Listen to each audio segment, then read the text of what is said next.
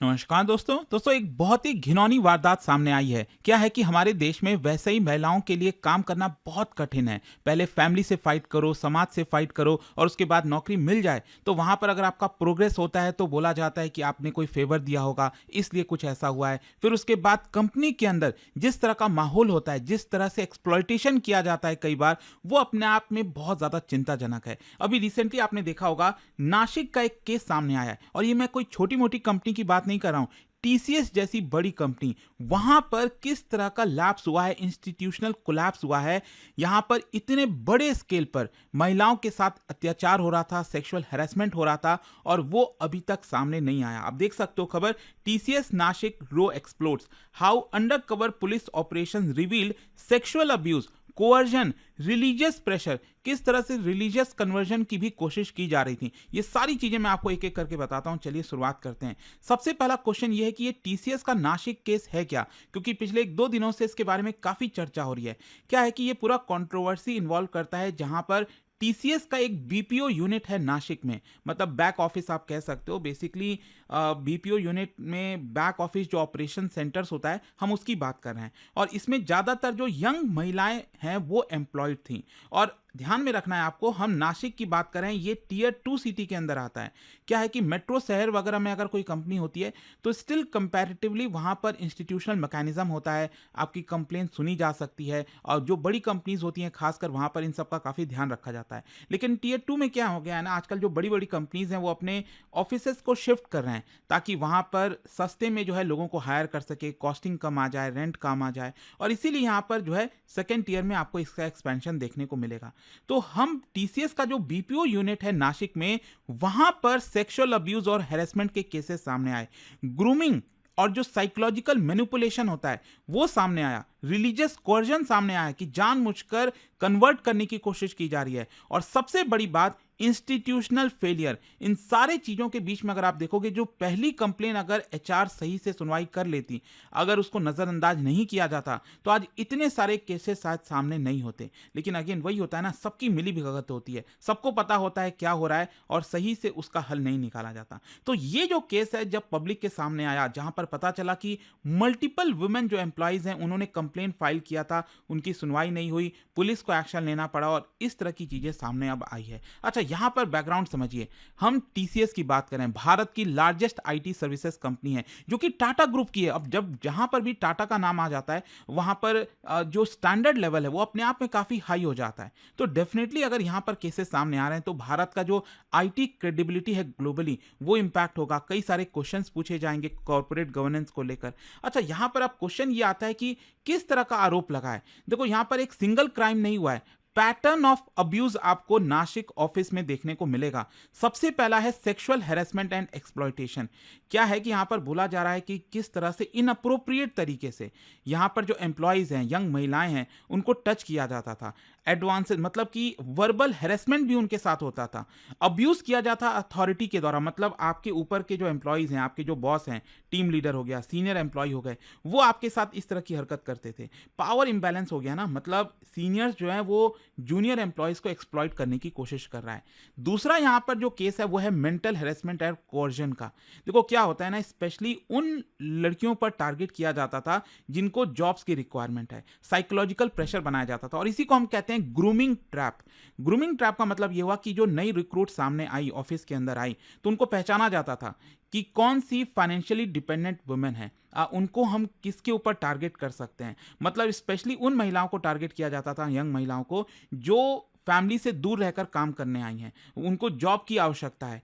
तो उनके मतलब वो रेसिस्ट कम करेंगे, अगर आप उनके साथ कुछ गलत काम करोगे तो उनकी तरफ से रेसिस्टेंस शायद कम आएगा, ऐसा सोचकर इस तरह की चीजें की जा रही थी। और दूसरा जो स्टेप होता था फिर यहां पर था कि बिल्डिंग ट्रस्ट और इमोशनल डिपेंडेंसी। मतलब ग्रूमिंग ट्रैप में क्या होता है कि आप उनके साथ फ्रेंडली इंटरेक्शन करते हो, मेंटरशिप करते हो, दिखाते हो कि मैं तो आपके सपोर्ट के लिए काम कर रहा हूं, साइकोलॉजिकल कंट्रोल करने लगते हो इंसान का।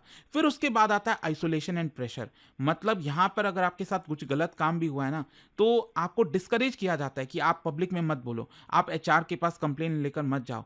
मतलब यहां पर डिपेंडेंसी और साइलेंस आ जाता है। और फाइनली उसके बाद चालू होता है सेक्सुअल हैरेसमेंट एंड कोerशन। मतलब विक्टिम्स को है जो है प्रेशराइज किया जाता है कि जो मैं कह रहा हूँ वो करो। एंड यहीं से आपको देखने को मिलेगा ग्रूमिंग से चीज़ें एक्सप्लॉयटेशन की तरफ चली जाती हैं। तो ये एक इंपॉर्टेंट चीज़ है कि मेंटल हेरेसमेंट और जो कोर्जन है ये यहाँ पर स्टार्ट हो जाता है, ये दूसरा कंप्लेन। और जो तीसरी चीज़ है, अच्छा यहाँ पर मैं आपको ये भी बता दूं, जो एचआर की हम बात कर रहे हैं ना कि आप एचआर के पास मत जाओ, इसमें जो सबसे बड़ा नाम सामने आया वो है नीडा खान का। ये बेसिकली टीसीएस नासिक की एचआर मैनेजर थी और ये नासिक से काम नहीं करती थी, ये बेसिकली पुणे में बैठकर, पुणे ऑफिस से बैठकर ये संभालती थी। और इसके ऊपर आरोप आया है कि उसने बहुत सारे जो कंप्लेंट्स आए थे उसको नज़रअंदाज किया है। फिर इसके अलावा रिलीजियस कोर्जन, ये लास्ट में क्या होता था कि जब सेक्सुअल हैरेसमेंट और बाकी की चीज़ें हुई उसके बाद आपको जानबूझकर प्रेशर डाला जाता था कि आप अपना रिलीजन चेंज करिए, आपसे नमाज पढ़वाया जाता था, बीफ खाने के लिए ज़बरदस्ती करवाई जाती थी। तो ये कोर्जन वाला जो है, कन्वर्जन वाला प्रेशर डाला जाता था। और ये एस्केलेट क्यों हुआ? क्योंकि यहाँ पर हम वर्क प्लेस क्राइम से सोशो पॉलिटिकल इश्यूज पर आ रहे हैं। क्योंकि यहाँ तक तो वर्क प्लेस पर आपके साथ गलत हो रहा है तो वो तो अपने आप में गलत है, लेकिन इसके बाद जब आपके कन्वर्जन की बात आ रही है तो मामला कुछ और हो जाता है और इसी की वजह से आपको पॉलिटिकल रिएक्शंस भी देखने को मिलेगा। अच्छा, यहाँ पर मैं आपको बताता हूँ कि ये पूरा मामला एक्सपोज कैसे हुआ। देखो, सबसे पहले स्टेप में क्या हुआ, इनिशियल कंप्लेन आई। एक फैमिली जो है वो कंप्लेन करती है फरवरी के महीने में पुलिस के पास और आरोप लगाती है कि इस टीसीएस यूनिट में, नासिक के यूनिट में सिस्टमैटिक तरीके से हैरेसमेंट हो रहा है यंग बच्चियों का। और यहां पर अंडर कवर पुलिस फिर ऑपरेशन स्टार्ट होता है। जो पुलिस है उसको भी एविडेंस चाहिए था, अब एविडेंस कलेक्ट करना था, तो पुलिस ने क्या किया, एक कोवर्ट सर्विलेंस ऑपरेशन चालू किया। इसमें जो पुलिस ऑफिसर हैं वो खुद ही हाउस कीपिंग जो स्टाफ है, क्लीनर्स बनकर ऑफिस के अंदर एंटर कर गए, वहां पर काम करना स्टार्ट कर दिए। एक महीने तक उन्होंने चीजों को ऑब्जर्व किया कि किस तरह से हैरेसमेंट का पैटर्न चल रहा है, बिहेवियर एविडेंस कैसा है, वर्क प्लेस डायनेमिक कैसा है। और ये आपको काफी रेयर देखने को मिलेगा कॉर्पोरेट क्राइम केसेस में। मतलब यहां पर पुलिस भी काफी सीरियस हो गई थी कि हमें पकड़ना है चीजों को कि आखिरकार चल क्या रहा है ऑफिस के अंदर। फिर उसके बाद एविडेंस कलेक्ट करना स्टार्ट किया गया, विक्टिम्स के टेस्टिमोनीज ली गई, उनसे पूछताछ की गई, सर्विलेंस ऑब्जर्वेशंस पर लगाया गया, इंटरनल कम्युनिकेशन पैटर्न देखा गया और फाइनली जो है इसके बाद एफआईआर रजिस्ट्रेशन और अरेस्ट आपको देखने को मिलेगा। मल्टीपल एफआईआर्स किए गए, कई लोगों को अरेस्ट किया गया, जैसे team leaders, employees, HR manager जो मैंने आपको बताया, तो इन लोगों को यहां पर अरेस्ट किया गया है। लेकिन जो इसमें सबसे इंपॉर्टेंट मैंने आपको बोला ना, एचआर का फेलियर। क्योंकि किसी भी कंपनी के अंदर ध्यान रखिएगा, जब भी इस तरह के केसेस होते हैं उसमें एचआर, ह्यूमन रिसोर्स का काफी इंपॉर्टेंट रोल होता है कि क्या आपकी सुनवाई वो ले रहे हैं कि नहीं, क्या उसके ऊपर एक्ट किया जा रहा है कि नहीं। और अंडर द पीओएसएच जो एक्ट है, प्रिवेंशन ऑफ सेक्सुअल हैरेसमेंट जो एक्ट है, उसमें इंटरनल कंप्लेंट्स कमिटी होती है। अगर आप कोई कंप्लेंट लेकर जा रहे हो तो कमिटी उसकी सुनवाई करती है। यहां पर इंश्योर करना होता है सेफ रिपोर्टिंग के बारे में, कॉन्फिडेंशियल इंक्वायरी होगी, टाइमली एक्शन लिया जाएगा। लेकिन उल्टा हुआ क्या, यहां पर कंप्लेंट्स को इग्नोर कर दिया गया, उसको सप्रेस कर दिया गया, कोई एक्शन लिया नहीं गया। विक्टिम्स अनप्रोटेक्टेड था ना, विक्टिम्स क्या कर पाता फिर उस केस में। और उसका नतीजा ये निकला कि इंस्टीट्यूशनल कोलैप्स जो है ग्रीवियंस रिडर्सल सिस्टम का आपको देखने को मिलेगा। अब इन सारी चीज़ों को लेकर टीसीएस का क्या रिस्पॉन्स आया है? देखो, टीसीएस ने यहाँ पर इमीडिएट बेसिस पर कहा है कि देखो हम अपने एम्प्लॉयज़ को सस्पेंड कर रहे हैं, लीडरशिप जो इन्वॉल्व है इसके अंदर उसको हटाया जा रहा है, जो जो लोग इन्वॉल्व थे। फिर यहाँ पर इसकी प्रॉपर जाँच होगी, प्रोब होगी सीनियर लीडरशिप के द्वारा। स्पेशली ओवरसाइट किया जाएगा, जो चेयरमैन है आपके टाटा ग्रुप के एन चंद्रशेखरन, टीसीएस के भी हैं, तो उनके द्वारा ये सब कुछ देखा जाएगा। ऑफिशियल स्टेटमेंट टीसीएस का ये कहना है कि हमारा जीरो टॉलरेंस। अरे भाई, जीरो टॉलरेंस है तो ये इतना बड़ा लैप्स कैसे हो सकता है? आप बात तो कर रहे हो जीरो टॉलरेंस की, हम टाटा ग्रुप की बात कर रहे हैं, लेकिन आप इतनी बड़ी चूक कैसे कर सकते हो? आपका कोई प्रॉपर सिस्टम नहीं था, जो एचआर है वो खुद ही चीज़ों को इग्नोर कर रहा है, तो ये तो बात नहीं हुई। तो इसीलिए ये बहुत ही गंभीर मामला हो जाता है और अब मामला गवर्नमेंट तक पहुंच गया है। महाराष्ट्र गवर्नमेंट का कहना है कि हम केसेस को मॉनिटर कर रहे हैं, पॉलिटिकल कमेंट्री काफ़ी ज़्यादा देखने को मिलेगी। जो एम्प्लॉय यूनियन है उन्होंने भी एक्शन की मांग की है। डिमांड यही है कि पॉश जो ऑडिट है वो किया जाए, पुराने जो कंप्लेंट्स हैं उनको भी उठाया जाए, देखा जाए कि कौन कौन इसके अंदर इन्वॉल्व है। लेकिन लास्ट में आपको ओवरऑल जो एक स्ट्रक्चरल इश्यूज है ना, वो समझने की जरूरत है। क्या होता है आईटी सेक्टर के अंदर, बीपीओ, ये जो बड़ी बड़ी कंपनीज होती हैं, वहां पर आपको पावर हायरार्की देखने को मिलेगा।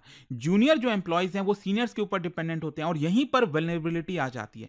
आपको डर लगता है कि आपका जो सीनियर है जॉब से ना निकाल दे, आपको अप्रेजल नहीं मिलेगा। बहुत सारे ऐसे इश्यूज आते हैं और कहीं ना कहीं इसको एड्रेस करना जरूरी है। और यहाँ पर कंपनी का बहुत इंपॉर्टेंट रोल होता है, बॉस का इंपॉर्टेंट रोल होता है कि वो मैकेनिज्म कैसा बनाया है कि कहीं सीनियर एक्सप्लॉइट तो नहीं कर रहा है अपने जूनियर को। फिर दूसरा, टीयर 2 सिटी का काफी बड़ा खतरा होता है। मैंने आपको पहले ही बोला, कॉस्टिंग वगैरह कम करने की वजह से टियर 2 सिटीज़ की तरफ जा रहे हैं। और जब जब कंपनीज़ टियर 2 सिटी में जाती है ना, तो वहाँ पर आप देखोगे जो ओवरसाइट होना चाहिए, इंस्टीट्यूशनल मैकेनिज़्म होना चाहिए, वो बहुत कमज़ोर होता है। वहाँ पर फोकस नहीं किया जाता कि जैसे चल रही हैं चीज़ें चलने दो, कौन ही ध्यान दे रहा है। तो ये एक बड़ी प्रॉब्लम है। और फाइनली है फेलियर ऑफ इंटरनल सिस्टम। मतलब पॉश एक्ट होने के बावजूद भी इम्प्लीमेंटेशन कमज़ोर है। मतलब बात तो सारी इम्प्लीमेंटेशन की आ जाती है ना, आप बड़े-बड़े कानून बना दो, कुछ भी कर दो, अगर उसका इम्प्लीमेंटेशन नहीं हो रहा है, तो उसका बनाने का मतलब ही नहीं क्या रहा फिर तो। तो आई जस्ट होप कि चीज़ों में सुधार हो यहाँ पर, स्पेशली महिलाएँ जो वल्नरेबल हैं वर्क प्लेसेस पर, और ये सब बात जानते हैं। इस चीज़ को लेकर कहीं न कहीं आवाज़ उठानी ज़रूरी है, और सरकार को और कंपनीज़ को साथ मिलकर आना पड़ेगा, इसका सॉल्यूशन निकालना पड़ेगा। लेट्स होप कि जो टीसीएस नासिक के केसेस में महिलाओं के साथ अत्याचार हुआ है, उनको जल्द से जल्द न्याय मिले, और जो भी यहाँ पर आरोपी हैं उनको बिल्कुल भी ना बख्शा जाए। सख्त से सख्त यहाँ पर सज़ा होनी चाहिए डेफ़िनेटली। जिस तरह से रिलीजन कन्वर्जन भी जो सामने आया है चीज़ें। देखते हैं, जाने से पहले आप सबके लिए एक क्वेश्चन भी है। आईटी सेक्टर की हम बात कर रहे हैं, 2 स्टेटमेंट यहाँ पर दिया, आपको बताना है कौन-सा करेक्ट है, और इसका जो राइट आंसर आप सब जानते हो, मेरे इंस्टाग्राम पर तो मिलेगा ही। वहाँ पर अगर आप नहीं हो कोई बात नहीं, टेलीग्राम से ले सकते हैं इसका सही उत्तर। और दोस्तों मैं आपको बता दूँ, अगर आप यूपीएससी की तैयारी कर रहे हैं, कल तक लास्ट डेट है अचीवर्स कार्निवल का, जिसके तहत एक्स्ट्रा डिस्काउंट हमारे सभी यूपीएससी कोर्सेज पर मिलेगा, जहाँ पर प्रीलिम से लेकर इंटरव्यू तक की पूरी तैयारी कराई जाती है। 18 बुक्स आपके घर पर भेजे जाते हैं। कोई भी अगर आपको डाउट है, प्रॉब्लम है बैच से रिलेटेड, इस फोन नंबर पर कॉल करिए, मेरी टीम आपको अच्छे से गाइड कर देगी। स्टडी IQ IAS, आपका सिलेक्शन हमारा मिशन।